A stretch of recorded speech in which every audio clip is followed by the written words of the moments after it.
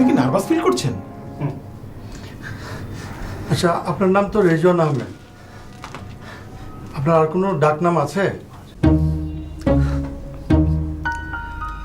মাথা নাড়লে হবে না, মুখে বলতে হবে।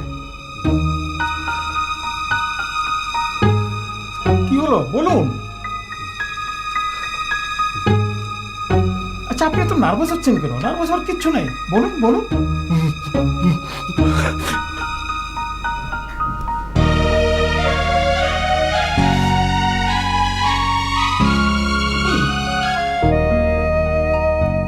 রে বুলক, আর কতদিন লজ্জিত হবি? হ্যাঁ শোন রে বেটা, এইভাবে বেঁচে থাকার কোনো লাভ নেই। ঈশ্বর সবাইকে সবকিছু দেয় না। ও পড়ালা না ছেলে, তুই তো তোর বেটা নিয়ত বদলাতে পারবি না। পারবি? কি করব? আমাকে তো এইভাবেই বাঁচতে হবে। হ্যাঁ বেটা, নির্লজ্জের মতো এইভাবে তোতলা বেঁচে থেকে লাভ আছে? তাহলে আমি কি করব? তুই এখন ভাব যে তুই বাঁচবি না মারা যাবি, তুই এটা চিন্তা কর। যা শোন রে বেটা, তোর কাছের লোক হিসেবে তোর একটা কথা কই। নেহার মতো সহজ সরল মেয়েটারে কষ্ট দিস না। সে তোর অনেক স্বপ্ন দেখে। আমি তোর কাছের লোক, তোর একদম তার মনের কথাটা কইলাম। তুই আমাকে তোর কষ্ট দিবি কেন? ইংরেজিতে একটা কথা আছে না, cowards die many times before death. শোন, তুই কুত্তা গরুর মতো বেঁচে থেকে লাভ কি বেটা? সরা যা, যা সরা। কাছের লোক জন্য কইলাম কিন্তু।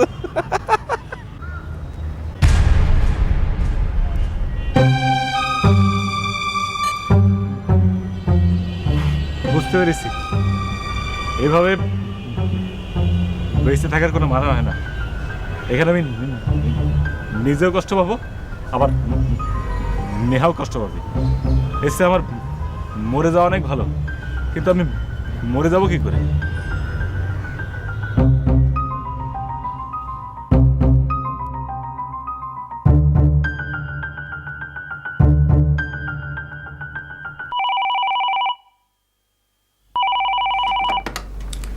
হ্যালো। আসসালামু আলাইকুম, আমি নেহা বলছি। ওয়ালাইকুম সালাম। আচ্ছা, ছেলেটার প্রবলেমটা কি? জি? ওর কি মানসিক কোনো প্রবলেম আছে? না তো। ওর জন্য কোম্পানিতে এত সুপারিশ করলাম, ও তো আমার মতো হেড করে দিল। কি করে?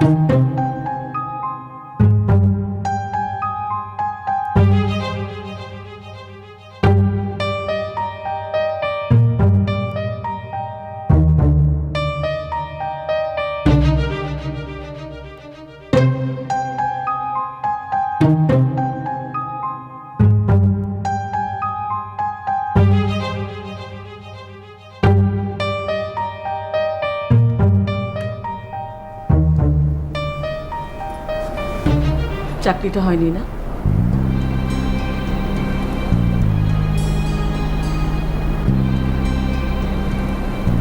মন খারাপ করিস না, সব ঠিক হয়ে যাবে। আর কবে হবে আপা? আর কবে হবে? ওর জন্য আমার ভীষণ খারাপ লাগে। যত দিন যাচ্ছে ওর তোতলামি তো তত বাড়ছে।